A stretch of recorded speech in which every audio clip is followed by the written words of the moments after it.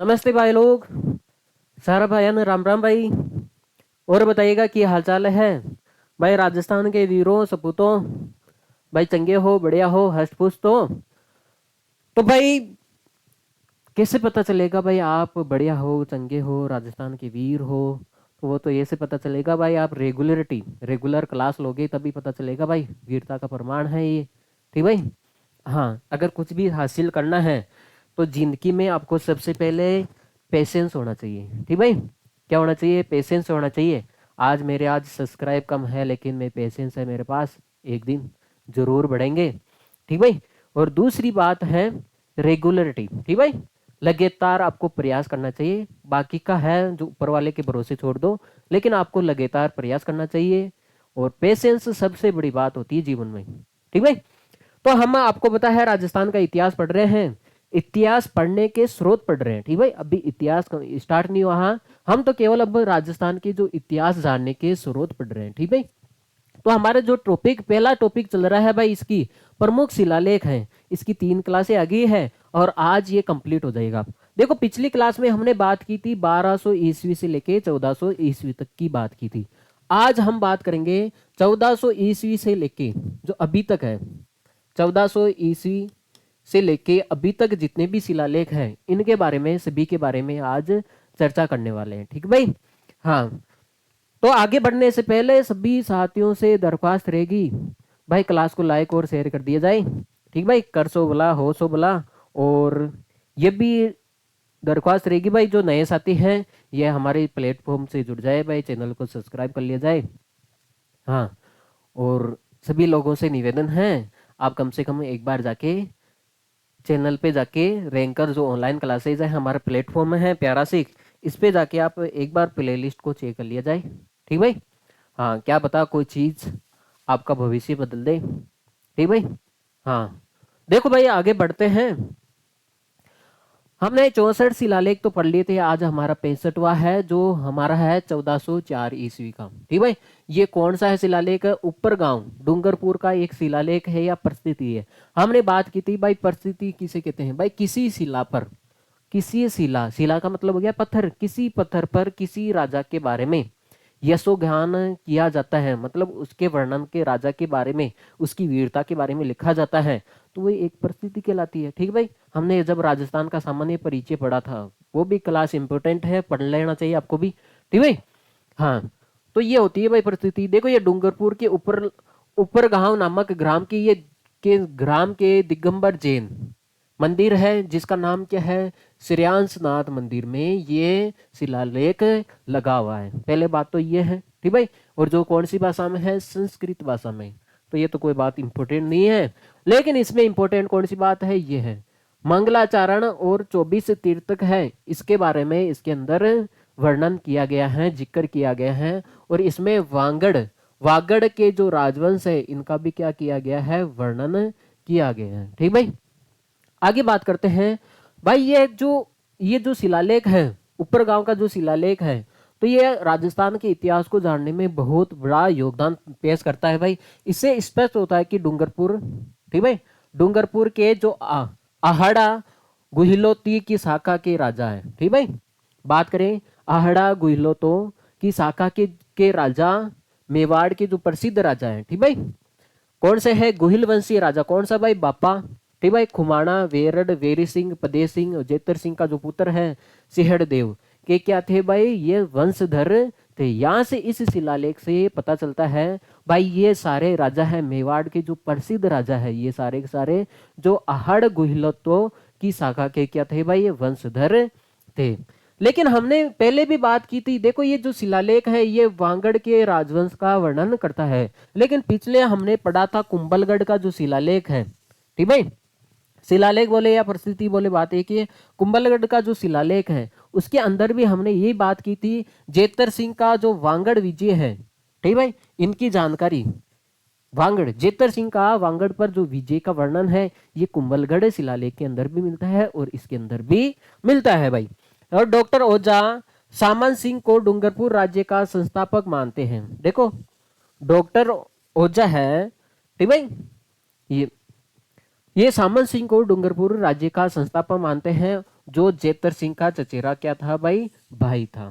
तो यहीं से देखो भाई इतिहास कहाँ से बनाते हैं। पहले तो ऐसे तो था नहीं भाई कुछ न्यूज़पेपर, ठीक भाई, हाँ कुछ डिजिटल जमाना तो था नहीं भाई। तो हम पिछले इतिहास को कैसे जानते हैं भाई, ये शिलालेख से पढ़ पढ़ के तो इतिहास बना रहे हैं हम, ठीक भाई। हाँ, आप भी अपनी जमीन को खोदा करो, क्या पता वहां से एक शिलालेख निकल जाए और वहां पे भी कोई जानकारी निकल जाए, वहां का भी आसपास का कोई इतिहास निकल जाए, ठीक भाई। हाँ, हम ऐड कर देंगे बाद में। देखो देखिए, तो ये है भाई डॉक्टर ओझा के अनुसार, डॉक्टर ओझा इसको पढ़ते हैं और उनके अनुसार जो सामंत सिंह है डूंगरपुर राज्य का संस्थापक मानते हैं, सामंत सिंह को डूंगरपुर राज्य का संस्थापक मानते हैं, जो जेतर सिंह का क्या है भाई, चचेरा भाई है।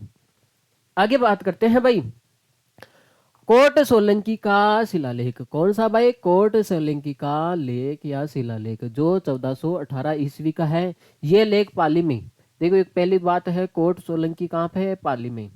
पाली में देसूरी गांव के समीप, ठीक भाई, कोट सोलंकी के एक जीर्ण, ठीक भाई, शीर्ण मंदिर में ये लगा हुआ है। आगे बात में, तो ये लेख है पाली में देसूरी गांव के समीप एक मंदिर है, ठीक भाई, कोट सोलंकी के एक जीर्ण शीर्ण मंदिर में ये लगा हुआ है। पहले बात तो ये हुई।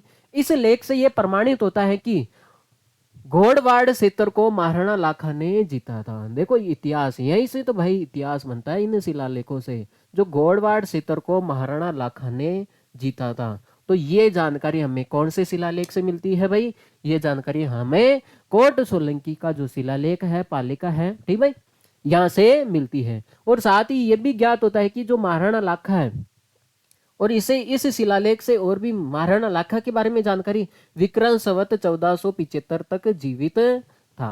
भाई ये विक्रम संवत देर का है, 1475 तक ये राणा महाराणा लाखा क्या था भाई, जीवित था। इस लेख से मिल जाने से ख्यातों में दी जाने वाली लाखा लाखा के निधन की तिथि विक्रम संवत 1454 असत्य प्रमाणित होती है। पहले तो हम राणा लाखा है इसकी मृत्यु डेट पहले कितनी मानते थे, विक्रम संवत 1454 मानते थे। लेकिन ये जब ये शिलालेख मिला तो यहाँ से स्पष्ट हो जाता है भाई ये तिथि क्या थी, हमारी गलत थी। तो ये कितनी है भाई, 1475 तक ये जीवित था राणा लाखा, ठीक भाई। हाँ, क्योंकि कैसे पता चला हमें, क्योंकि वहां पे एक शिलालेख मिला है पाली के अंदर देसूरी गांव में। आगे बात में, तो वहां पे जब शिलालेख मिला है तो वहां पे देखो कोट सोलंकी का जो एक मंदिर है, ठीक भाई, तो यहाँ पे एक शिलालेख मिलता है जिसमें साफ साफ लिखा हुआ होता है, जो गोड़वाड़ का जो क्षेत्र है महाराणा लाखा जीतता है, और ये लगभग जीता है 1475 के लगभग ही जीता है। तो इसलिए हम मानते हैं राणा लाखा ने जब ये क्षेत्र जीता है, इसका मतलब हम मानते हैं 1475 तक जीवित था, न कि 1454 तक, ठीक भाई। तो ये जानकारी असत्य असत्य देखो ये गलत कहाँ से सिद्ध होती है, तो ये यहाँ से कोट सोलंकी का जो लेख है यहाँ से सिद्ध होती है, और महाराणा लाखा का जो मृत्यु डेट है तो ये शिलालेख बताता है, ये इंपॉर्टेंट है, ठीक भाई। बात करें अगला शिलालेख के बारे में, समाधीश्वर का लेख या शिलालेख, ठीक भाई, समाधीश्वर का लेख या शिलालेख जो 1428 ईस्वी का है। चित्तौड़ किले के समाधीश्वर मंदिर के सभा मंडप की पूरी दीवार में यहाँ पे संग मुसा पत्थर, ठीक भाई, संग मुसा पत्थर पर एक 53 पंक्तियों में उत्कीर्ण ये शिलालेख है। तो पहले बात तो है ये समाधीश्वर का जो लेख है ये कहाँ पे है भाई, चित्तौड़ किले के, ठीक भाई, समाधीश्वर मंदिर, जो चित्तौड़ किला किला है वहां पे एक मंदिर है, समाधीश्वर मंदिर है, ठीक भाई, उसके सभा मंडप की पूरी भी, ठीक भाई, पूरी दीवार पर यहाँ पे संग मुसा पत्थर पर ये 53 पंक्तियों में क्या है भाई, उत्कीर्ण है। तो भाई ये पत्थर का नाम याद रखोगे, संग मूसा पत्थर पर ये उत्कीर्ण है। और इससे देखो, इससे समाधीश्वर भाई ये लेख हमीर का वर्णन करता है और उसकी तुलना, ठीक भाई, अच्युत, कामदेव, ब्रह्मा, शंकर, कर्ण से की गई है। देखो देखिए ये शक्तिशाली राक्षस है, ठीक भाई, शासक है, राक्षस क्या शासक है, ठीक भाई। तो इनका वर्णन है, देखो इनकी तुलना सीधा सीधा पूछा जाता है, हमीर की जो तुलना है उत कामदेव ब्रह्मा शंकर कर्ण से किस शिलालेख में की गई है? तो यह समाधीश्वर का लेख है। सेतर सिंह के समय की समृद्धि का वर्णन और उसके द्वारा स्थापित शांति से है। ठीक है, यहाँ पे सेतर सिंह के समय की समृद्धि का वर्णन भी मिलता है और सेतर सिंह के द्वारा यहाँ पे शांति स्थापित की थी भाई, यहाँ पे शांति स्थापित की थी, इसका भी वर्णन मिलता है, जो अलाउद्दीन के आक्रमण के कारण यहाँ पे भंग हो गई थी। देखो भाई, सेतर सिंह है साहब जो यहाँ पे इस क्षेत्र में, यहाँ पे चित्तौड़गढ़ में क्या करते हैं भाई, शांति स्थापित करते हैं। लेकिन आपको पता है अलाउद्दीन के आक्रमण के कारण यहाँ पे शांति क्या हो जाती है भाई, भंग हो जाती है।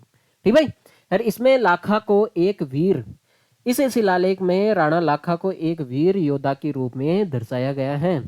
ठीक भाई, बात करें मोकल के द्वारा चित्तौड़ के प्रसादों के निर्माण और सुवर्ण तुलादान और द्वारकाधीश के मंदिर का बनाना रोचक रूप से प्रस्तुत किया गया है। तो मोकल के द्वारा, देखो यहाँ से पता चलता है भाई, जो मोकल के द्वारा है, जो चित्तौड़ के प्रसादों के निर्माण, किसका निर्माण कराता है मोकल, चित्तौड़ के प्रसादों का निर्माण करवाता है, हरसू श्रवण तुलादान का निर्माण करवाता है और द्वारकाधीश के मंदिर का बनाना, ये शिलालेख बताता है भाई, ये मुगल साहब है जो बनाते हैं।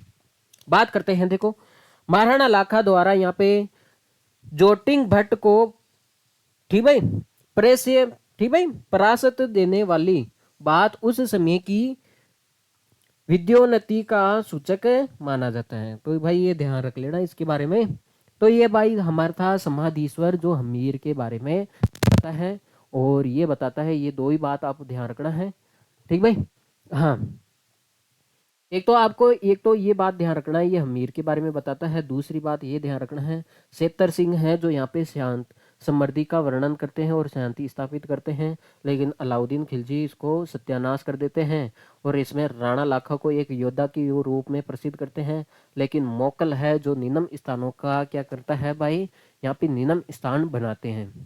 ठीक भाई, करते हैं हम श्रृंगी ऋषि का शिलालेख। श्रृंगी ऋषि का शिलालेख जो एकलिंग जी के 6 मील दूर दक्षिणी पूर्व में श्रृंगी ऋषि नामक स्थान पर, जो कहाँ पे है, उदयपुर में है, ये तिबारे में लगा हुआ है। ठीक भाई, ये मंदिर के तिबारे में क्या है, लगा हुआ है। बात करें, ये मोकल के समय का संस्कृत लेख है। कौन से समय, किसके शासक के भाई, मोकल के समय का एक संस्कृत लेख है। प्रारंभ में विद्या की प्रार्थना की गई है। देखो इसके शिलालेख है। ठीक भाई, इस शिलालेख में सबसे पहले इसके अंदर विद्या की क्या की गई है भाई, प्रार्थना की गई है।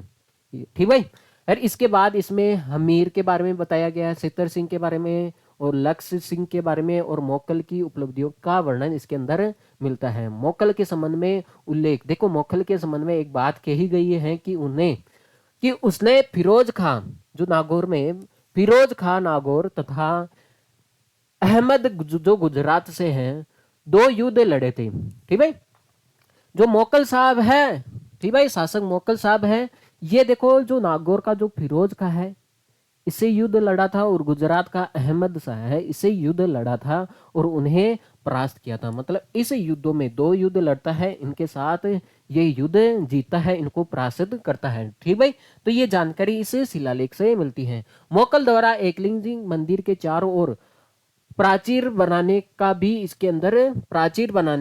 इसके क्या है भाई, मोकल के द्वारा जो एकलिंग जी का मंदिर है यहाँ पे, ठीक भाई, उदयपुर का, तो इसके चारों ओर क्या बनाता है, प्राचीर बनाने मिलता है।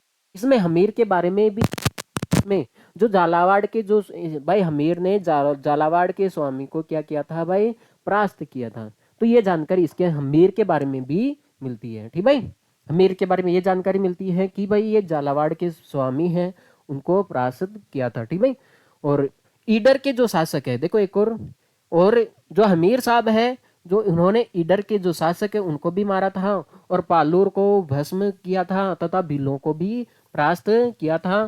कर भोमट, बिलों को परास्त कर और भोमट और वागड़ के भागों पर अपना अधिकार स्थापित किया था। देखो भाई इसके अंदर मिलती है, जो हमीर शासक है भाई ये पहले तो भाई झालावाड़ के स्वामियों को परास्त करता है, ठीक भाई। दूसरी बात बताता है ईडर की जो शासक है इनको भी मारता है। तीसरी बात बताता है पालोर को भी भस्म करता है, और बिल्लों को भी क्या करता है भाई, परास्त करता है। और वांगड़ के कुछ भागों पर अपना अधिकार भी स्थापित करते हैं। इस लेख की रचना कौन करता है? वाणी विलास योगेश्वर ने की। और इसको खोदा किसने भाई? सूत्रधार हदा का जो पुत्र है फन्ना, फन्ना ने इसको, ठीक भाई। करते हैं हम पदराड़ा का लेख। कौन सा लेख भाई? पदराड़ा का लेख। इसके बारे में बात करें भाई तो ये 1433 ईस्वी का है। ये कुंभा कालीन लेखों में से सबसे प्रथम लेख है, ठीक भाई। ये कुंभा कालीन लेखों में से सबसे प्रथम लेख कौन सा है भाई, ठीक भाई? पदराड़ा। ये विक्रम संवत 1490 का, ये 8 पंक्तियों में संस्कृत भाषा में ये लिखा है। और इसमें आपको तो ये बात ध्यान रखनी है, केवल केवल इसमें पदराड़ा का नाम देखो, देखिए जो ये आपको पता है पदराड़ा है, इसका नाम यहाँ पे पाट के पद, ठीक भाई, पाट के पदर लिखा है, ठीक भाई। इस शिला लेख के अंदर पदराड़ा का नाम, ठीक भाई, पाट के पदर लिखा है। और इस लेख का महत्व तो ये है कि यहाँ पे कुंभा ने राज्य प्राप्ति के बाद, देखो महाराणा कुंभा ने, देखो ये कुंभाकालीन, देखो भाई कुंभा का जो शासन काल आता है ना, तो उसमें सबसे पहले शिलालेख इसका ही आता है, ठीक ठीक भाई, पदराड़ा का। बात करते हैं कुंभा ने राज्य प्राप्ति के बाद विद्रोहियों को दबाया, ठीक भाई। महाराणा कुंभा ने राज्य प्राप्ति के बाद विद्रोहियों को दबाया, न कि यहाँ पे रणबल ने, ठीक भाई। देखो हम पढ़ते हैं इतिहास में भाई, हम बात करते हैं जो विद्रोही है उनका प्रभाव कम किया था रणबल ने, तो ये बात यहाँ से गलत स्पष्ट होती है। देखो भाई जो पदराड़ा लेख है इसके अनुसार बताते हैं भाई यहाँ पे राज्य प्राप्ति के बाद यहाँ पे विद्रोहियों को किसने दबाया था, इसका प्रभाव किसने कम किया था? कुंभा ने किया था, न कि रणबल ने किया था। कि जैसा कि जोधपुर की ख्यातों में वर्णित है। देखो जोधपुर की जो ख्यातें हैं इसके अंदर हम पढ़ेंगे भाई, हम ये पढ़ेंगे भाई चित्तौड़ में जो रणबल है भाई, ये शासन प्राप्ति के बाद विद्रोहियों को का प्रभाव क्या करता है भाई, कम करता है। लेकिन आपको पता है रणबल नहीं, आपको शक्तिशाली शासक कौन है भाई? राणा कुंभा है, ठीक भाई। हाँ तो भाई ये बात हम पढ़ते हैं, देखो जोधपुर की ख्यातों में तो ये वर्णित है कि यहाँ पे भाई राज्य प्राप्ति होने के बाद रणबल विद्रोहियों को कम करता है। लेकिन इस शिलालेख में देखो दो बातें स्पष्ट होगी यहाँ पे। ये पदराड़ा का जो लेख है यहाँ इसमें पता चलता है कि कुंभा ने राज्य प्राप्ति के बाद विद्रोहियों का दबाव क्या किया था भाई, कम किया था, ठीक भाई।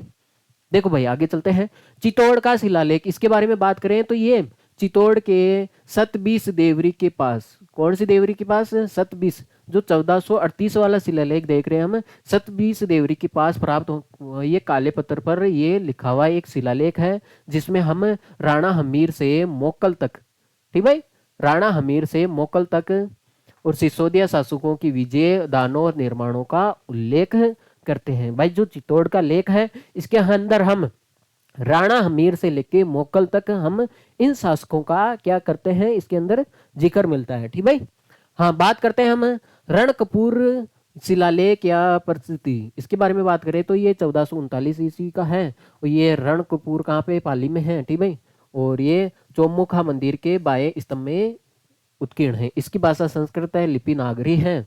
और इसमें मेवाड़ के जो इसके अंदर देखो रणकपुर परिस्थिति है, आपको पता है पाली है, पाली के पास मिल रहा है, इसका मतलब मेवाड़ के बारे में जानकारी देगा। मेवाड़ के राजवंश का और धरना श्रेष्ठी वंश का और उसके शिल्पी का परिचय इसके अंदर मिलता है। तो भाई इसके अंदर मेवाड़ का जो राजवंश है और दो धरना श्रेष्ठी का जो वंश है इनके बारे में जानकारी मिलती है, ठीक भाई, रणकपुर की शिलालेख में। और इसके प्रस्तुतकार ने इसे बप्पा का पुत्र, जो शासक गोहिल है उसको बप्पा का पुत्र लिखा है। भाई इतिहासकार है जिसने इसको खोदा था, लिखा था, जिसने इसको लिखा था गोहिल को इसको बप्पा का क्या बताया था भाई, पुत्र बताया था। तो ये जानकारी मिलती है हमें भाई गोहिल को बप्पा का पुत्र, ठीक भाई। कौन से शिलालेख में से पता चलता है? तो ये रणकपुर शिलालेख से। इस परिस्थिति से ये स्पष्टीकरण अवश्य होता है कि इसमें बप्पा और कालभोज को पृथक पृथक बतलाया है, ठीक भाई, दोनों को अलग अलग बताया है। जब इतिहास पढ़ेंगे तो उसके अंदर आ जाएगा, बतलाया है, जिसमें डॉक्टर ओझा द्वारा इन दोनों को एक ही नाम मानने के सुझाव पर प्रश्न चिन्ह ठीक भाई लगा दिया था। भाई ये जो है बप्पा और कालभोज है, भाई ये डॉक्टर ओझा है, भाई ये दोनों दोनों नाम है।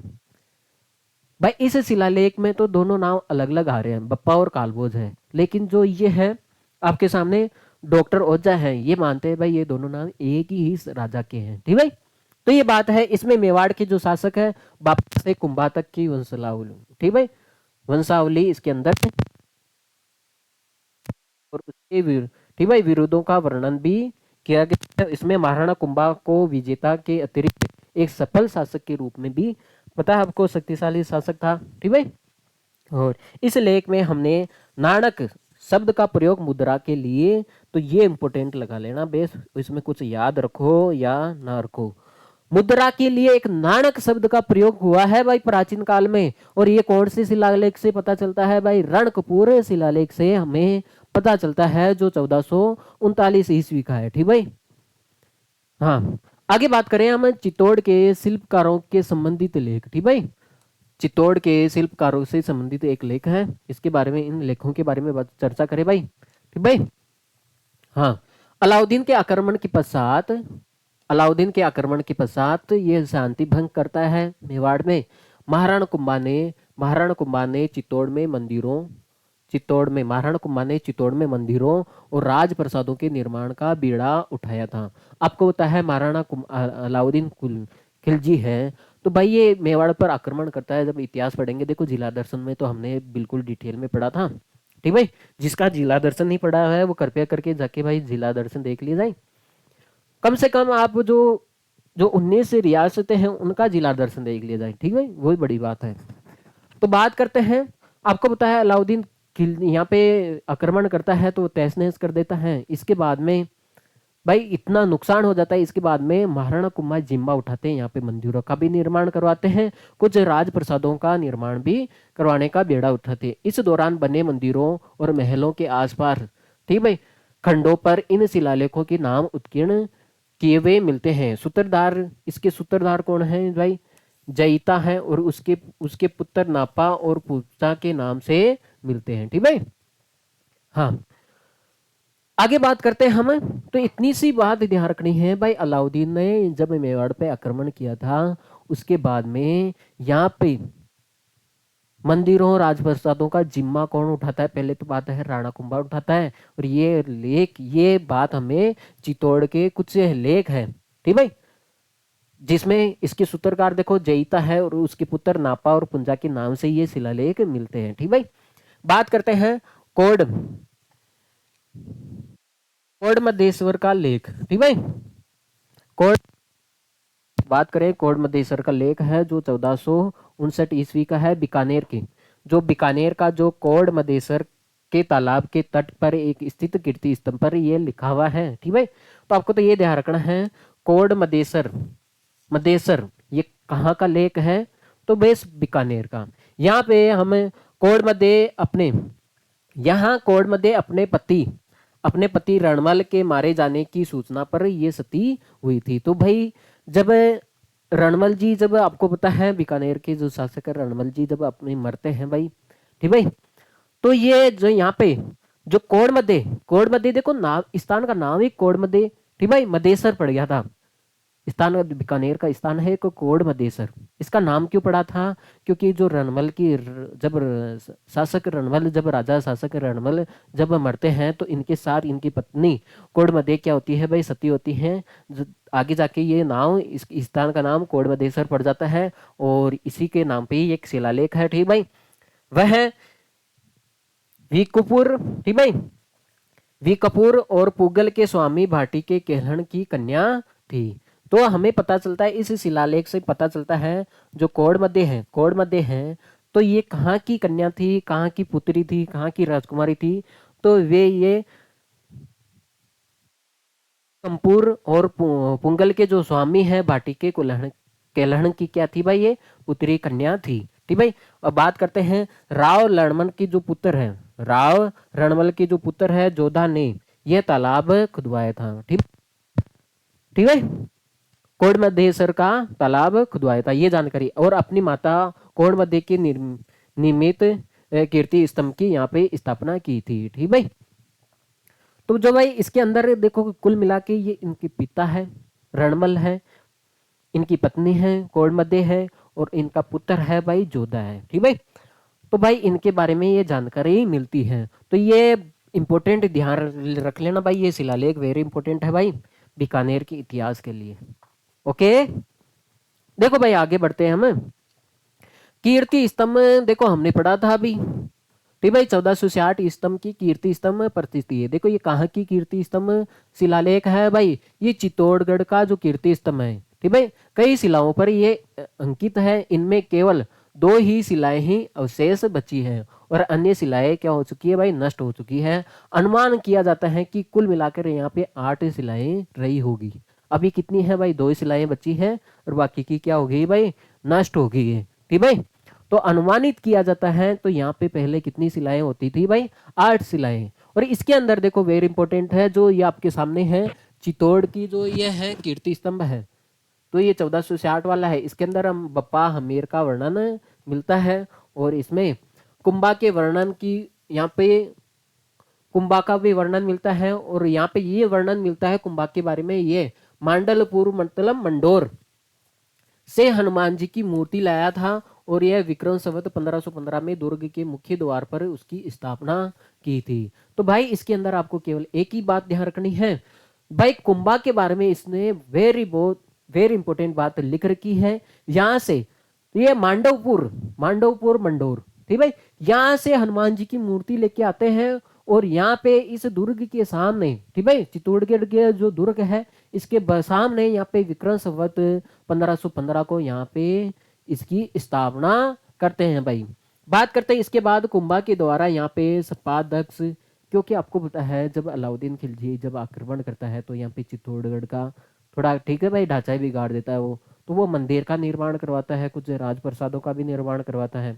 ठीक भाई, तो इसके बाद कुंभा के द्वारा यहाँ पे, ठीक भाई, सपाल दक्ष और नरणा और बसंतपुर और आबू जीतने का वर्णन भी इसके अंदर मिलता है। तो ये कुछ स्थान है भाई, राणा कुंभा ने ये स्थान जीते थे। ठीक भाई, सपाल दक्ष और एक नारायणा और बसंतपुर और आबू, इनकी जीतने का वर्णन इसके अंदर मिलता है। और इस परिस्थिति में कुंभा को दान गुरु भी कहा गया है, राजगुरु भी कहा गया है, सेल गुरु भी कहा गया है। ठीक भाई, अब बात करें कुंभा द्वारा यहाँ पे वीरचित ग्रंथों, ठीक भाई, और यहाँ पे चंडी शतक, गोतविंद, ठीक भाई, गीत गोविंद का टीका और संगीतज्ञ और कई नाटकों का इसके अंदर उल्लेख भी मिलता है। ठीक भाई, फिर इसके आगे मालवा और गुजरात की, ठीक भाई, सम्मिलित सेनाओं को परास्त करने का वर्णन भी मिलता है। देखो हमने पढ़ा था, आपको पता है जब मेवाड़ में हमने जब पढ़ा था भाई, हाँ, चित्तौड़गढ़ का जब हम पढ़ रहे थे भाई, जिला दर्शन पढ़ रहे थे हमने वहाँ पे छोटा सी इतिहास देखा था भाई। आपको पता है राणा कुंभा है ये किसी से हारा नहीं था। ठीक भाई, हाँ, तो होता है क्या कि जो मालवा के जो शासक है और गुजरात के जो शासक है, पहले तो ये अलग अलग आक्रमण करते थे। फिर क्या हुआ कि ये दोनों, चंपानेर की संधि सुनी होगी, तो भाई ये दोनों चंपानेर की संधि करते हैं, फिर ये दोनों एक होते हैं, फिर दोनों मिलके इसके ऊपर कुंभा के ऊपर, महाराणा कुंभा के ऊपर आक्रमण करते हैं। लेकिन क्या होता है कि राणा कुंभा है, इनकी युद्ध नीतियों के सामने ये दोनों तरफ से वार करते हैं। ठीक भाई, एक तो इस दिशा से, एक दूसरी दिशा से, अपोजिट दिशा से, दोनों तरफ से राणा कुंभा को घेरते हैं। लेकिन राणा कुंभा की युद्ध नीति इतनी खतरनाक थी तो दोनों को परास्त होना पड़ता। ठीक भाई, तो ये बात इसके अंदर कही गई है। ठीक भाई, और ये बात है केवल इसके अंदर की गई है, जो 1460 का जो कीर्ति स्तंभ का की गई है भाई, जो चित्तौड़गढ़ का लेख है। आगे बात करें भाई, एक सेकंड, अंत की पंक्तियों में यहाँ पे प्रस्तुतकार ये कहता है कि यहाँ पे महेश भट्ट का वर्णन भी मिलता है। ठीक भाई, इसके अंदर जो लास्ट की पंक्ति है इसके अंदर महेश भट्ट का वर्णन भी मिलता है। और यहाँ पे देखो बात है 15वीं शताब्दी की, ठीक भाई, 15वीं शताब्दी की राजस्थान की राजनीतिक, धार्मिक, सामाजिक और सांस्कृतिक स्थितियों का पर भी इसमें प्रकाश पड़ता है भाई। ठीक भाई, तो आपको तो ये ध्यान रखना है, ये कुंभा वाली बात ध्यान रख लेना। ठीक भाई, हाँ, बात करते हैं हम, आगे बढ़ते हैं भाई। कुंभलगढ़ का शिलालेख। बात करें कुंभलगढ़ का शिलालेख, इसके बारे में जो 1460 ईस्वी का है, ठीक भाई। कोम श्याम मंदिर जो वर्तमान में कहाँ पे है भाई, जिसको हम मामादेव मंदिर भी कहते हैं। कुंभ श्याम मंदिर, जिसको हम कुंभलगढ़ का जो शिलालेख है ये कहाँ पे है भाई, कुंभ श्याम मंदिर या मामादेव मंदिर में लगाया गया ये शिलालेख है ना। और अब इनको यहाँ से हटाकर उदयपुर के संग्रहालय में रख दिया गया है, ठीक भाई। देखो देखिए इस कुंभलगढ़ का जो शिलालेख है 1460 ईस्वी का, ये जो शिलालेख है इससे हमें क्या जानकारी मिलती है। इस संपूर्ण शिलालेख में ये वर्णन, ठीक भाई, वर्णन शैली को काम में लिया गया है।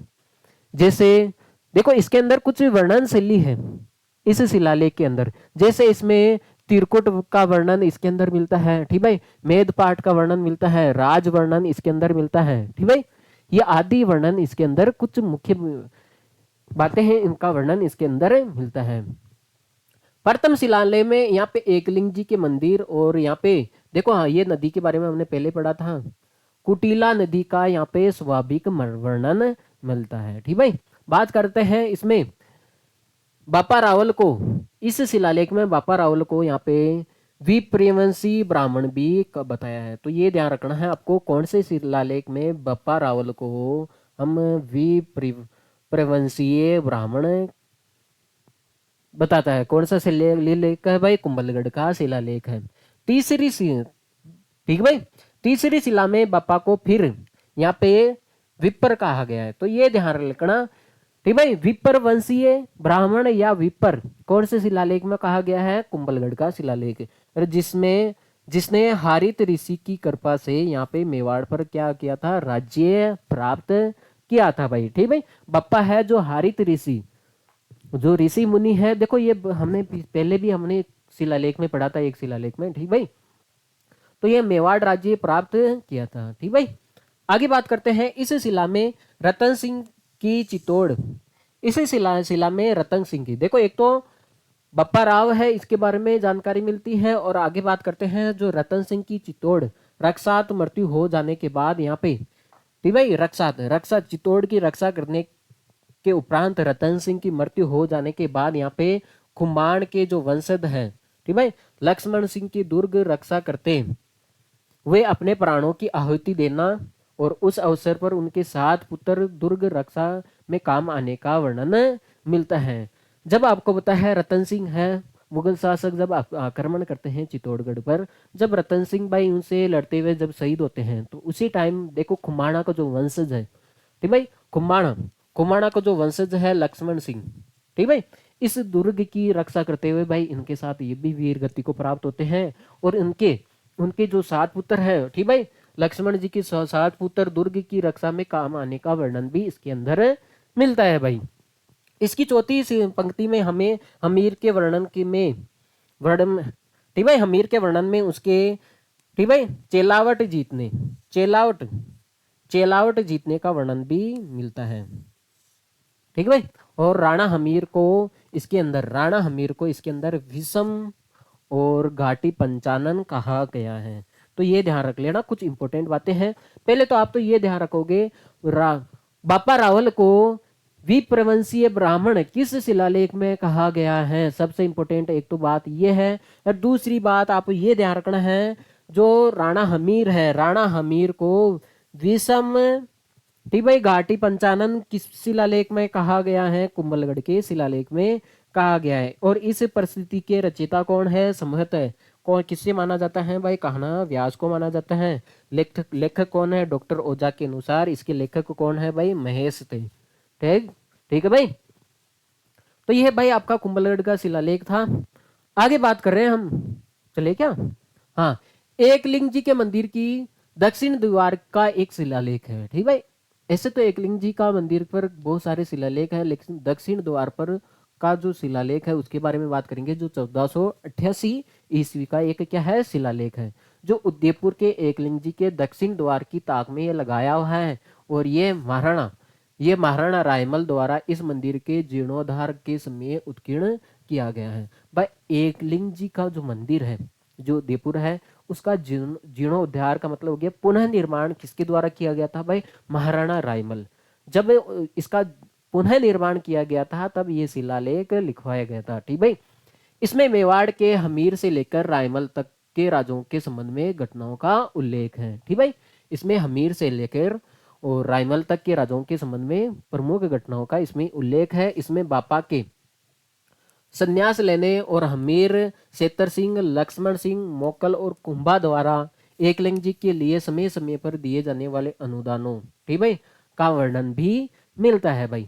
ठीक भाई, तो ये हमीर से लेकर जो रायमल तक जितने भी शासक हुए हैं उनका सभी का वर्णन मिलता है।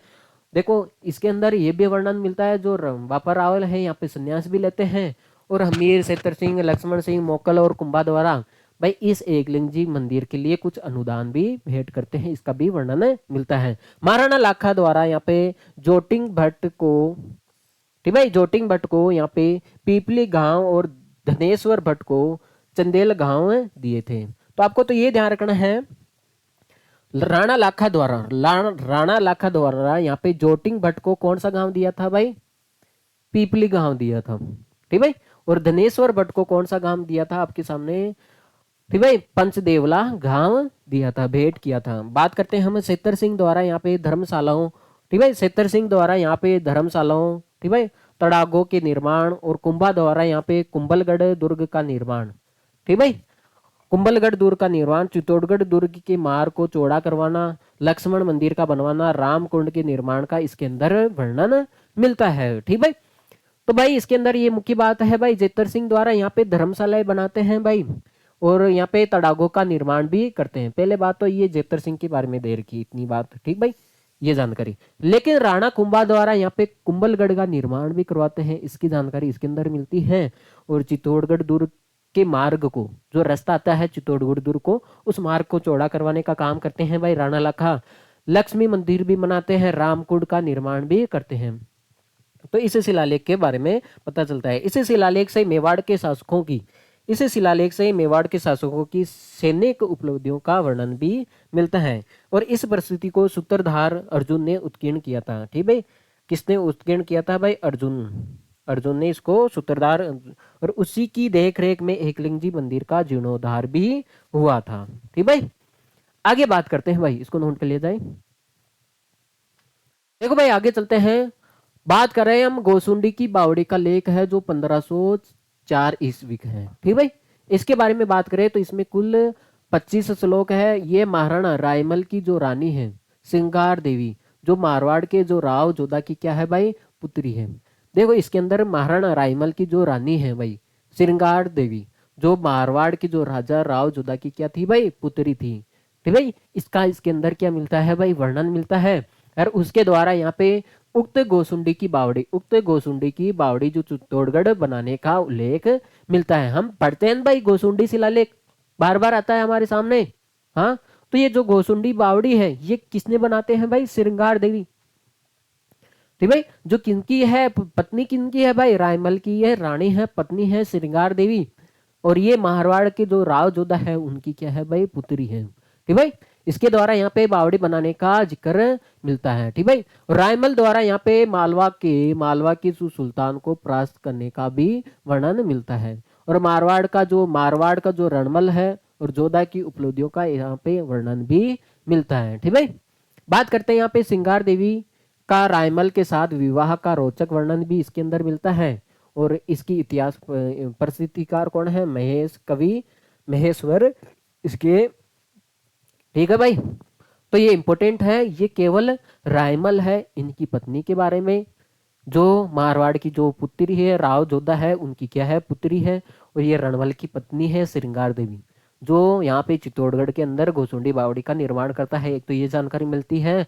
और रायमल के द्वारा यहाँ पे जो मालवा के जो सुल्तान को परास्त करने का वर्णन भी मिलता है। और यहाँ पे मारवाड़ का जो रणमल है, ठीक भाई, जाहिर सी बात है, और जोधा की उपलब्धियों का वर्णन भी मिलता है। और श्रृंगार देवी के रायमल के साथ विवाह का रोचक वर्णन भी मिलता है भाई। ठीक भाई, राठौड़ विदा की सत्री का लेख, राठौड़ विदा की सत्री का लेख जो 1504 ईस्वी का है, जो राजसमंद के कहां पे? राजसमंद के से, ठीक भाई, सेवंतरी गांव, राजसमंद का कौन सा गांव है? सेवंतरी गांव में यहाँ पे रूप नारायण मंदिर की यहाँ पे परिक्रमा में राठौड़ विदा की सत्री का लेख लिखा गया है। देखो देखो भाई, इसके अंदर सीधा सा सवाल पूछा जाता है, राठौड़ विदा की जो सत्री का लेख है ये कौन से जिले से प्राप्त प्राप्त होता है? राजसमंद जिले से। पहले तो बात ये ध्यान रखोगे, ठीक भाई, ये रूप नारायण मंदिर की परिक्रमा, ठीक भाई, लगाते हैं ना, उसमें यहाँ पे लिखा हुआ है, ये 3 स्मारक पत्थर पर खड़ा है। इसमें महाराणा,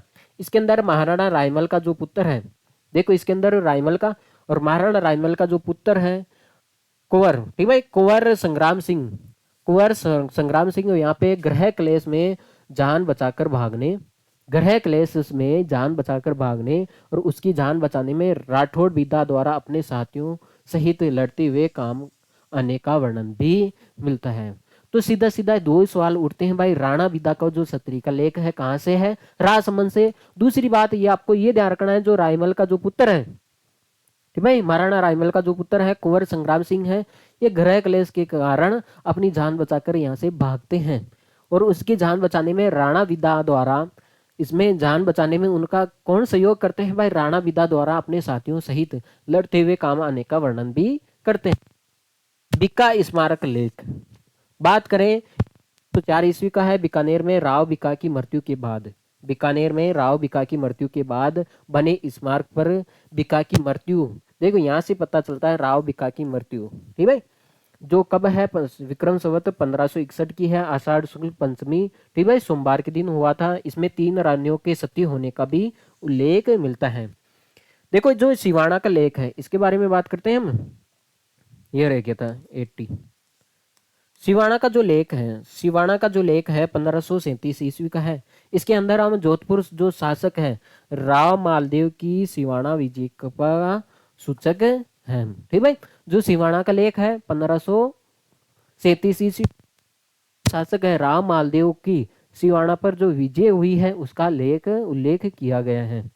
आगे बात करें भाई हम, हीरावाड़ी जो जोधपुर है, हीरावाड़ी कहाँ पे? हीरावाड़ी का लेख जो जोधपुर के अंदर है, ठीक भाई, ये लेख राव मालदेव के समय का है, पहले बात तो है। और ऐसी परिस्थिति है कि, ठीक भाई, जब राव जी की सेना ने नागौर विजय के उपरांत इधर उधर गांवों को लूटना आरंभ किया था तो उस समय सेनापति जेता का ठीक भाई मुकाम, जेता का मुकाम हीरावाड़ी नामक स्थान पर हुआ था और इसके प्रभाव के कारण वहां शांति बनी रही थी। देखो आपको पता है, बात करते हैं हम जोधपुर का जो शासक था मान सिंह, भाई इनके सेनापति थे भाई जेता और कुपा थे, ठीक भाई। हाँ, बात करते हैं तो होता है क्या है कि देखो हीरावाड़ी है जो जोधपुर का जो लेख है इसके अंदर ये जानकारी मिलती है। पहले तो बात है भाई ये राव मालदेव के समय का है। यहाँ पे होता है क्या कि जो राव जी की सेना है, जो राव जी की सेना है नागौर में विजय के उपरांत, भाई नागौर में विजय के उपरांत वो क्या करती है, इधर उधर गांवों को लूटने का काम करती है सेनाएं। लेकिन उनका मुकाबला आपको पता है जेता से हो जाता है, उनके बाद में वहां पे शांति स्थापित होती है। तो ये बात यहाँ से हीरावाड़ी जोधपुर से पता चलता है। सारण का लेख जो 1580 ईस्वी का है, जो पाली के जो सोजात में, सोजात तहसील है में सारण नामक स्थान पे प्राप्त हुआ था और यहाँ पे जहाँ राव चंद्रसेन की, ठीक भाई, दाह क्रिया की गई है, ठीक भाई। बात करते हैं इस पर राव चंद्रसेन की घोड़े पर सवारी की प्रतिमा और उसके आगे 5 स्त्रियां खड़ी है, उनके साथ सती हुई थी, ठीक भाई। तो ये जानकारी इसके अंदर सारण का लेख है। देखो वैसे इंपॉर्टेंट है ये सारण का लेख, इंपॉर्टेंट है भाई ये सारण का लेख। तो जो पाली का जो सोजात गांव है, ठीक भाई, सोजात तहसील है, इसमें यहाँ पे सारण नामक स्थान पर यहाँ पे राव चंद्रसेन की दाह क्रिया है, ठीक है। केवल इसके बारे में जानकारी देता है राव चंद्रसेन, ठीक भाई। जब इनका अंतिम संस्कार होता है, दाह क्रिया होती है, तो इसमें यह दिखाया जाता है कि रावचंद्र की घोड़े पर सवार, भाई राव चंद्रसेन घोड़े पर सवार प्रतिमा है और ये आगे 5 स्त्रियां खड़ी है जो इनके साथ क्या हो रही है भाई, सती हो रही है। बात करते हैं हमें नौलखा बावड़ी का जो शिलालेख है जो 1587 ईस्वी का है। डूंगरपुर की नौलखा बावड़ी है, ठीक भाई, डूंगरपुर की नौलखा का एक शिलालेख है। इस बावड़ी का निर्माण, देखो जाहिर सी बात है ये नौलखा बावड़ी पर लिखा हुआ शिलालेख है तो इसी बावड़ी के बारे में तो पता चलेगा हमें। तो इस शिलालेख से पता चलता है बावड़ी का निर्माण कौन कराता है, रावल, ठीक भाई, आस्करण की रानी, ठीक भाई। तो इस बावड़ी का निर्माण महारावल आस्करण की जो रानी है, महारावल आस्करण की जो रानी है, प्रेमलदी, प्रेम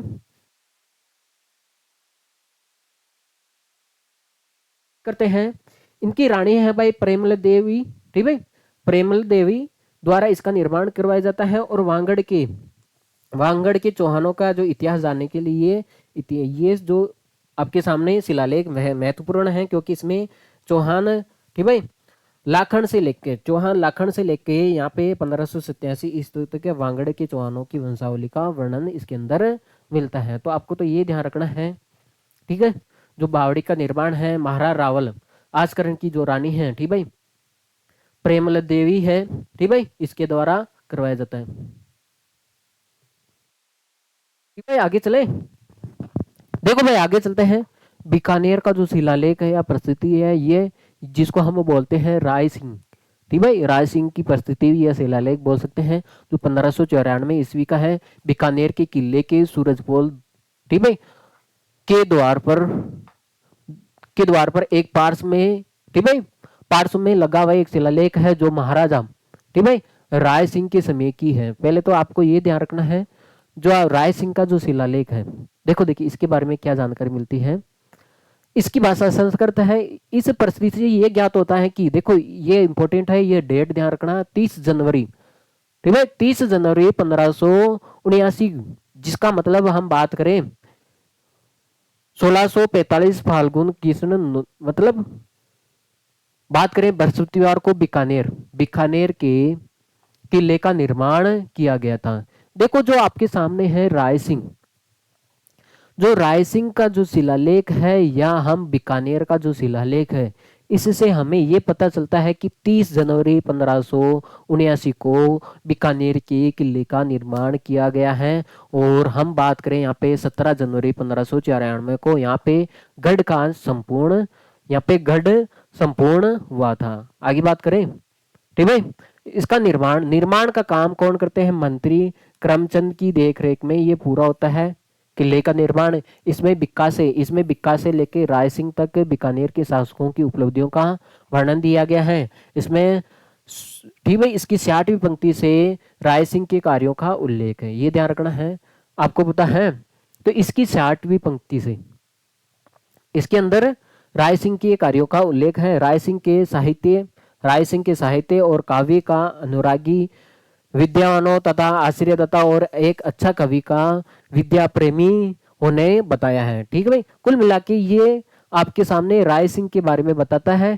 ठीक है, और ये बीकानेर है जो राय सिंह का जो शिलालेख है, ये केवल बीकानेर की अपने किले का या गढ़ का इसके निर्माण की डेट बताता है। आगे बात करते हैं, इस शिलालेख के रचयिता कौन है? जयिता, ठीक है, जैन मुनि नामक ये शिलालेख है। अब बात करते हैं हम आमेर का जो शिलालेख है इसके बारे में, ठीक है, जो 1612 ईस्वी का है।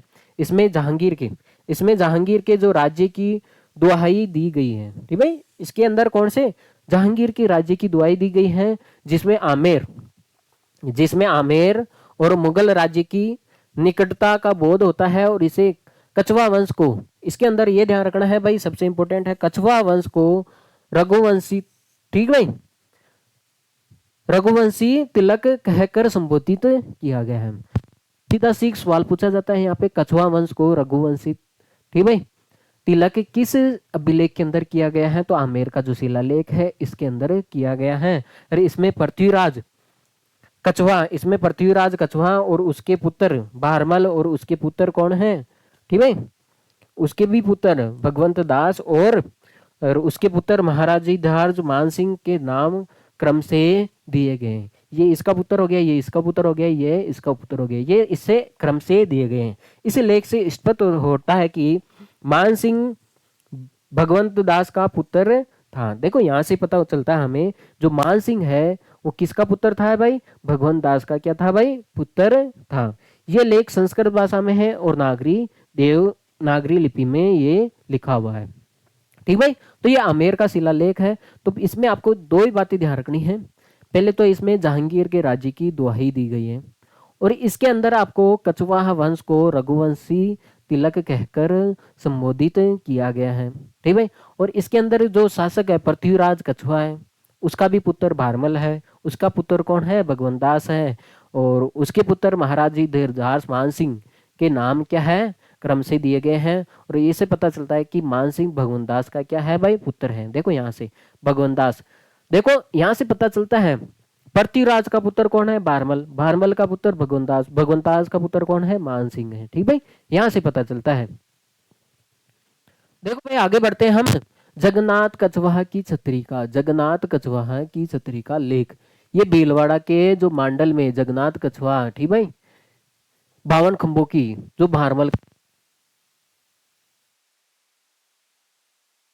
हेलो, हाँ भाई, बात करते हैं हम।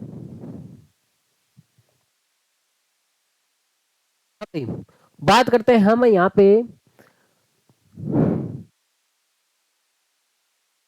जगन्नाथ कछवा की छतरी का जो लेख है, ये भीलवाड़ा के जो मांडल में है। ठीक भाई, मांडल गांव में है। और जगन्नाथ कछवा कौन है भारमल का क्या है पुत्र है। कि 52 खंभों की छतरी पर ये बना है, 32 खंभों की छतरी पर एक लेख बना है। ठीक भाई, जगन्नाथ कछवा का लेख। ठीक भाई, और इस पर इस लेख, ठीक भाई, इस पर एक लेख लिखा है जिसमें मेवाड़ आक्रमण से लौटते हुए जगन्नाथ कछवा का मांडल से में देहांत होता है। ठीक भाई, तो इसमें यह लिखा हुआ है मेवाड़ आक्रमण से लौटते हुए जगन्नाथ कछवा का मांडल में क्या होता है भाई देहांत हो जाता है, और इसकी छतरी जहांगीर के राज्यकाल में हुई थी। ठीक भाई, बात करते हैं डूंगरपुर के गौरवर्धनाथ जी के मंदिर का शिलालेख है। ठीक भाई, ये परिस्थिति डूंगरपुर के गेब सागर के किनारे, कौन से गेब सागर के किनारे बने ठीक भाई गौरवर्धन नाथ जी के मंदिर की है। ठीक भाई, यहाँ पे महारावल पुंजा के समय की है ये। ठीक भाई, जो डूंगरपुर के जो गौरवर्धन नाथ जी का जो मंदिर का जो शिलालेख है, ये किनके समय का है महारा रावल पुंजा के समय का ये लेख है। इसे ज्ञात होता है कि यहाँ पे महारा रावल पुंजा ने यहाँ पे पुंजपुर बसाकर यहाँ पे पुंजेल तालाब का क्या किया था भाई। महारा रावल पुंजा ने यहाँ पे कौन सा शहर पुंजपुर नामक कस्बा बसाकर यहाँ पे पुंजेला नामक तालाब का निर्माण किया था। और उसने अपनी राजधानी डूंगरपुर से ठीक भाई नौलखा नामक बाग यहाँ पे लगवाए थे। डूंगरपुर में नौलखा नामक यहाँ पे बाग भी लगवाए थे। तो आपको ये ध्यान रखना है भाई, यहाँ पे जो डूंगरपुर इनकी राजधानी थी भाई डूंगरपुर, वहां पे नौलखा नामक बाग लगवाए थे। तो ये जानकारी आपके अंदर गोवर्धननाथ जी के जो शिलालेख है इसके अंदर मिलती है। गेब सागर तालाब की पाल पर ठीक भाई गोवध निधाय ठीक भाई निनाद का विशाल मंदिर भी बना है। ठीक भाई, बात करते हैं हम खमनोर की एक छतरी का जो लेख है, खमनोर की एक छतरी का लेख है जो 1624 ईस्वी का है भाई। ये खमनोर आपको पता है राजस्थान राजसमंद के खमनोर गांव के बाहर ग्वालियर के जो राजा हैं, ठीक भाई राम शाह का जो पुत्र, राजा राम शाह का जो पुत्र है, ठीक है, कौन है भाई शालिवाहन की छतरी पर ये बना हुआ है। तो पहले तो ये ध्यान रखना है खमनोर का जो शिलालेख है ये राजसमंद में है, स्थित है, खमनोर गांव में है। तो आपको ये भी ध्यान रखना है खमनोर गांव में जो राजा राम शाह का पुत्र है भाई शालिवाहन, ठीक भाई, वहां पे इनकी छतरी है, इस छतरी पर यह शिलालेख बना है। इस लेख से यह प्रमाणित होता है कि प्रताप के जो पुत्र हैं पौत्र करण सिंह ने हल्दीघाटी युद्ध में काम आने वाले शालिवाहन के लिए छतरी बनाकर यहाँ पे योद्धाओं के लिए एक प्रेरणा प्रस्तुत की थी। ठीक है, तो यहाँ से पता चलता है इस शिलालेख से, खमनोर के जो शिलालेख है यहाँ से पता चलता है कि यहाँ पे जो महाराणा प्रताप का जो पोता है करण सिंह ने हल्दी घाटी में, जो आपको पता है महाराणा प्रताप है, करण सिंह आते हैं, ठीक भाई, हाँ, इनका पोता है भाई करण सिंह।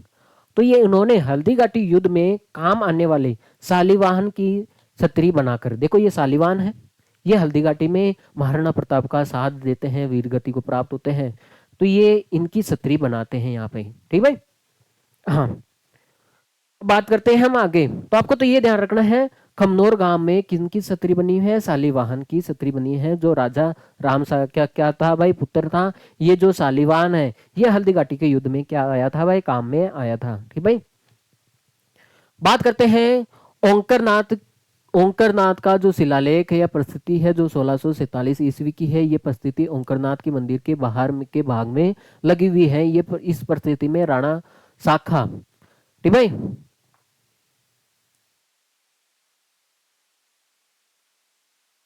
राणा लखा है, ठीक भाई, के प्रमुख व्यक्तियों जैसे हमीर, राणा शाखा है, ठीक है भाई, राणा शाखा है। राणा शाखा के जो प्रमुख व्यक्ति हैं कौन से हमीर है, लक्ष्य सिंह है, मोकल है, कुंभकर्ण है, रायमल है, ठीक भाई, सांगा है, उदय सिंह है, प्रताप है, अमर सिंह। पता है महाराणा प्रताप है, महाराणा प्रताप का पुत्र कौन है, अमर सिंह है, ठीक भाई। हाँ, अमर सिंह के शासनकाल में क्या हुआ था, उटाला का युद्ध हुआ था ना भाई। हाँ, महाराणा प्रताप हो गया, अमर सिंह हो गया, करण सिंह देखो ये पोता हो गया, ठीक भाई, जगत सिंह आदि नामों के उपलब्धियों का इसके अंदर वर्णन मिलता है, ठीक भाई। आगे बात करते हैं, ओंकारनाथ की परिस्थिति है, ठीक भाई। आगे बात करते हैं हम जगन्नाथ राय, ठीक भाई, जगन्नाथ राय का जो शिलालेख है जो 1652 ईस्वी का है, उदयपुर के जो जगन्नाथ राय मंदिर में जगदीश मंदिर जिसको कहते हैं सभा मंडल के दोनों तरफ श्याम पत्थर पर ये उत्कीर्ण है। अरे इसमें हम इसके पूर्वाध्याय में बापा से लेकर सांगा तक पूर्वजों की उपलब्धियों का वर्णन मिलता है। इसके अंदर हम बापा से लेकर सांगा तक इनकी उपलब्धियों का इसके अंदर वर्णन मिलता है। प्रताप के समय लड़ते हुए हल्दी घाटी के युद्ध का वर्णन भी वास्तविकता के लिए है। तो ये भी देखो हल्दी घाटी का युद्ध का वर्णन भी इसके अंदर मिलता है। बात करते हैं मंदिर अर्जुन की निगरानी, और यहाँ पे भंगोरा गोत्र के सूत्रधार भाणा और उनके पुत्र मुकुंद की अध्यक्षता में बना था। तो यहाँ का जो मंदिर है, ठीक भाई, हाँ बात करें ये जगन्नाथ मंदिर है, ठीक भाई, जिसको हम जगदीश मंदिर भी कहते हैं, उदयपुर का है। तो ये किसके देखो यहाँ पे ये जो मंदिर है अर्जुन की निगरानी में बना था। पहले बात तो ये है भंगोरा, भंगोरा गोत्र के जो सूत्रधार भाणा है, भाणा और उसका जो पुत्र है मुकुंद, ठीक भाई, उसका पुत्र क्या है मुकुंद की अध्यक्षता में यह मंदिर बना था। ये जानकारी इसके अंदर मिलती है। और इस शिलालेख के अनुसार महाराणा जगत सिंह ने लाखों रुपए की लागत से राजमहल के निकट यहाँ पे जगन्नाथ राय मतलब जगदीश मंदिर बनवाया था। तो जगदीश मंदिर किसने बनाया था, महाराणा जगत सिंह ने लाखों रुपए लागत से यहाँ पे, ठीक भाई, राजमहल के निकट यहाँ पे जगन्नाथ मंदिर जगदीश मंदिर भी बनवाया था। बात करते हैं यहाँ पे जगत सिंह ने यहाँ पे पिछोला के तालाब में यहाँ पे मोहन मंदिर भी बनवाया था। ये भी जानकारी यहाँ पे मिलती है, मोहन मंदिर भी बनवाया था और रूप सागर तालाब का निर्माण भी करवाया था। भाई ये प्रमुख जानकारी है जो इसके अंदर मिलती है, ठीक भाई। जगन्नाथ राय मंदिर या जगदीश का जो शिलालेख है, मंदिर का जो शिलालेख है उसके अंदर हम बात करें, हम तिरुमुखी या जया बावड़ी का जो शिलालेख है, तिरुमुखी या जया बावड़ी का जो शिलालेख है उदयपुर के देवारी में तिरुमुखी बावड़ी में ये शिलालेख लगा हुआ है। और इस बावड़ी का निर्माण महाराणा राज सिंह प्रथम की रानी जो, ठीक है, राम रसदे। बात करते हैं भाई तिरुमुखी जो बावड़ी या तिरुमुखी या फिर जया बावड़ी का जो शिलालेख है ये उदयपुर की देवारी में है। पहले बात तो ये होगी, ठीक भाई। और इस बावड़ी का भाई ये बावड़ी में लगा हुआ है तो इससे पता चलता है कि जो इस बावड़ी का निर्माण तिरुमुखी या जया बावड़ी का निर्माण कौन करवाता है, राज सिंह प्रथम। पहले तो ध्यान रखना है राज सिंह प्रथम की जो रानी है राम रसदी, ठीक भाई, जो अजमेर के जो परमार ठीक भाई पृथ्वी सिंह की क्या है भाई पुत्री है। तो इसका बावड़ी का निर्माण करवाती है, ने जया बावड़ी के नाम से यहाँ पे निर्माण करवाया था और इसको अब तिरुमुखी बावड़ी भी कहते हैं। तो जया बावड़ी या तिरुमुखी बावड़ी का निर्माण कौन करवाता है भाई, राम रसदेव, जो किनकी किनकी भाई पत्नी है भाई, राम सिंह प्रथम की क्या पत्नी है, और जो अजमेर की जो परमार पृथ्वी सिंह है इनकी क्या है भाई पुत्री है।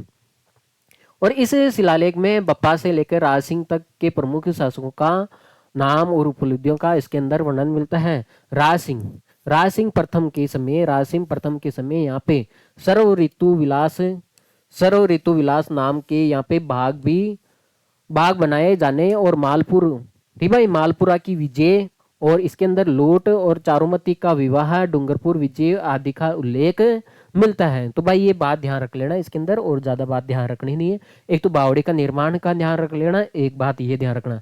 और इसकी अंतिम पंक्तियों में संस्कृत गद्य और मेवाड़ी भाषा का मिलान जुलान का प्रयोग होता है। और इसके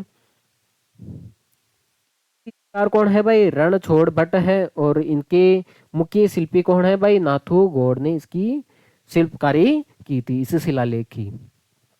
आगे बात करते हैं भाई, हम आगे चलते भाई।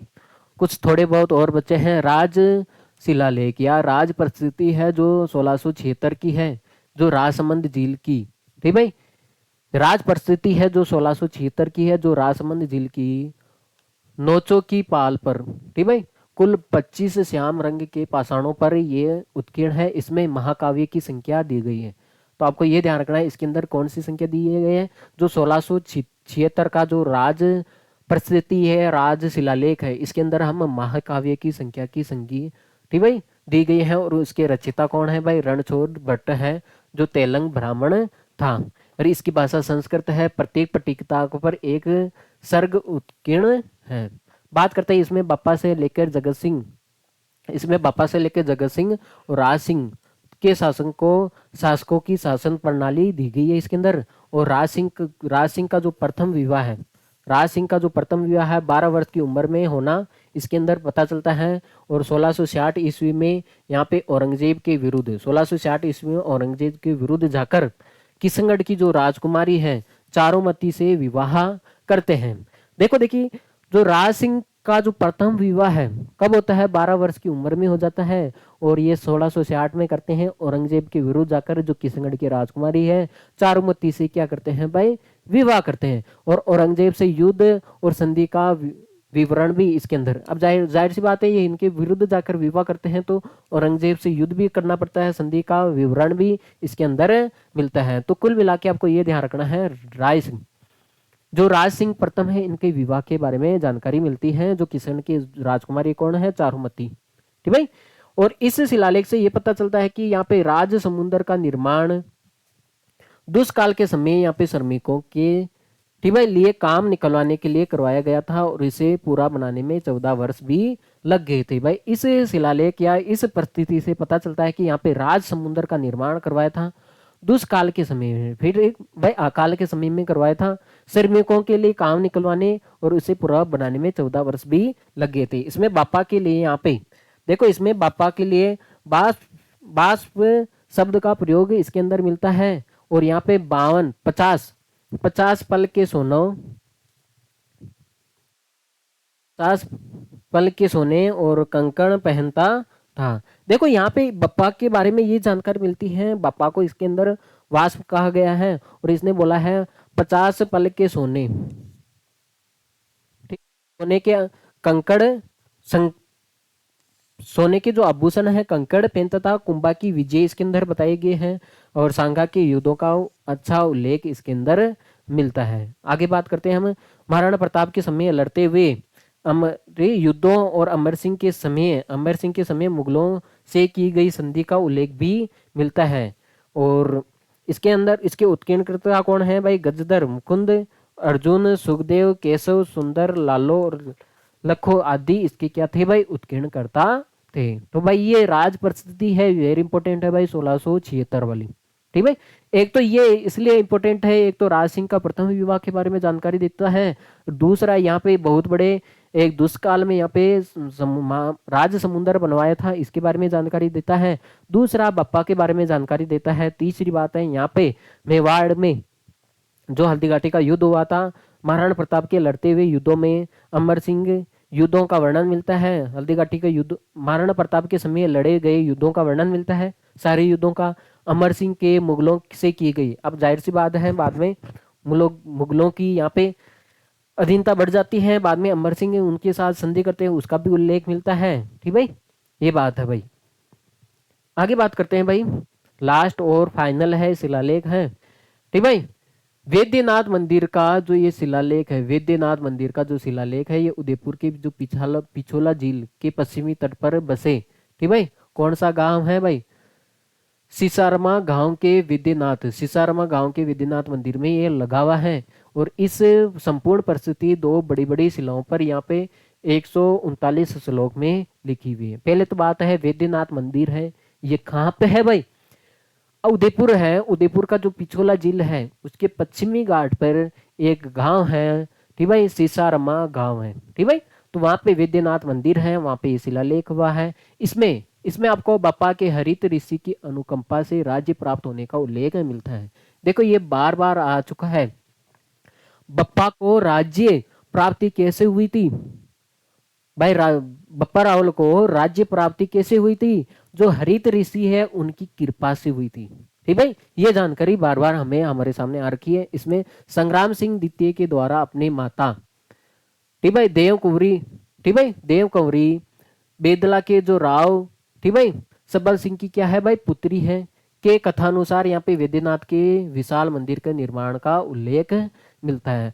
तो ये वैद्यनाथ का मंदिर का निर्माण का उल्लेख कौन करता है? संग्राम सिंह द्वितीय की जो माता है, संग्राम सिंह द्वितीय द्वारा अपनी माता देवकुरी है, ठीक भाई, देवकुरी है, संग्राम सिंह द्वितीय के द्वारा ये इस मंदिर का निर्माण करवाता है, जो अपनी माता की याद में। माता का नाम क्या है भाई? देव कुंवरी है, जो बेदला की जो राव, ठीक भाई, सबल सिंह की क्या थी भाई? पुत्री थी। बात करते हैं इस मंदिर की प्रतिष्ठा का समय कब था भाई? 26 जनवरी 1716 को संग्राम सिंह द्वितीय के समय काल का दिया गया है। और इस परिस्थिति में महाराणा महाराणा की सेना का यहाँ पे रणबाज खां की सेना के साथ, ठीक भाई, रणबाज खेन, देखो महाराणा की जो महाराणा की सेना का रणबाज खां की सेना के साथ यहाँ पे बांदरवाड़ा के समेत यहाँ पे युद्ध होने का वर्णन भी इसके अंदर मिलता है। राजपूतों की विजय, जिसमें वह राजपूतों की विजय होती है। और इसके लेखक कौन है भाई? रूप भट्ट। और इसके लिपिकार कौन है भाई? रूप जी है। तो इसलिए ये इंपोर्टेंट रही है। तो ये आपको तो ये ध्यान रखना है, वैद्यनाथ मंदिर कहाँ पे है? सीसारमा गांव के अंदर है। और इसका निर्माण कौन करवाता है? ये डेट भी ध्यान रख लेना, ठीक भाई। और इसके अंदर आपको, हाँ, जो एक रणबाज खान की सेना के साथ, ठीक है, महाराणा की सेना का जो रणबाज खां की सेना के साथ, रणबाज खान सेना के साथ युद्ध कहाँ पे होता है? ठीक भाई, बांदरवाड़ा के समीप यहाँ पे युद्ध होता है, जिसका वर्णन भी मिलता है, जिसमें राजपूतों की विजय होती है। देखो लास्ट और फाइनल शिलालेख जिसके बारे में हम बात करें, बनेश्वर का लेख, ठीक भाई, जो कहाँ पे है? 1866 ईस्वी का है। डूंगरपुर के बनेश्वर में यहाँ पे महारा रावल, ठीक भाई, आसकरण के समय का ये शिव मंदिर है, वहां पे लिखा हुआ है भाई बनेश्वर शिव जी का मंदिर है, बनेश्वर का लेख है। तो ये उदयपुर के बनेश्वर में महारा रावल, ठीक भाई, रावल कौन सा है भाई? राजा आसकरण के समय का ये शिव मंदिर है। इस मंदिर का जो लेकर डूंगर और बांसवाड़ा राज्यों के मध्य झगड़ा चला था भाई। इस मंदिर को लेकर बनेश्वर का जो लेख है, तो बनेश्वर का जो मंदिर है, ठीक भाई, जो शिव मंदिर है, और इस मंदिर को लेकर यहाँ पे डूंगरपुर और बांसवाड़ा राज्यों के मध्य क्या चला था भाई? यहाँ पे झगड़ा चला था। अंत में ये मंदिर किनके पास में रहा भाई? डूंगरपुर राज्य की सीमा में माना जाता था, क्योंकि ये दोनों सीमाओं पे ये स्थित था, ठीक भाई। तो डूंगरपुर वाले और बांसवाड़ा वालों के बीच में ये मतभेद हुआ था यहाँ पे, ठीक भाई, झगड़ा हुआ था। बाद में ये डूंगरपुर के राज्य की सीमा में माना गया है। यहाँ पे ये आशी है कि 1866 ईस्वी का ये शिलालेख लगा था, ठीक भाई। इस पर मेजर एम ठीक भाई, विकेंजी और पॉलिटिकल एजेंट, ठीक भाई, पॉलिटिकल, इसमें इस पर मेजर एम, ठीक भाई, मैकेंजी और पॉलिटिकल सुपरिंटेंडेंट, ठीक भाई, कौन से हैं भाई? हिल्ली टेक्टर्स के अंग्रेजी में यहाँ पे हस्ताक्षर आपको मिलते हैं। और सीमा निर्धारण के समय में इस लेख का ऐतिहासिक महत्व था भाई। इस लेख के अनुसार ही सीमा का किया गया था, निर्धारण किया था डूंगरपुर और बांसवाड़ा जिले के बारे में, ठीक है भाई। तो भाई इसको नोट कर लिया जाए, फिर हम बढ़ते हैं भाई आगे। हाँ भाई, और बढ़ते हैं इस प्रकार हैं कि आज हमारी क्लास है दी कंप्लीट हो जाती है। और इसके बाद में हम पढ़ेंगे फारसी भाषा के जो शिलालेख हैं, वो तो थोड़े के हैं, ठीक भाई। हाँ, तो सारे बड़े बड़े शिलालेख तो हो गए। तो भाई सभी से दरख्वास्त रहेगी, रिक्वेस्ट रहेगी, क्लास को लाइक और शेयर करके जाए, कम से कम 10 लोगों के पास शेयर करके जाए। जो नए साथी हैं वो कृपया करके चैनल से क्या हो जाए भाई, जुड़ जाए भाई, ठीक भाई। तो फिर मिलते हैं भाई नेक्स्ट क्लास में, जरूर मिलेंगे, ठीक भाई। और मैंने आपको पहले ही आते बोला था, लाइफ में रेगुलरिटी होना जरूरी है। ठीक भाई। तो thanks for watching this class, take care, see you, bye, okay.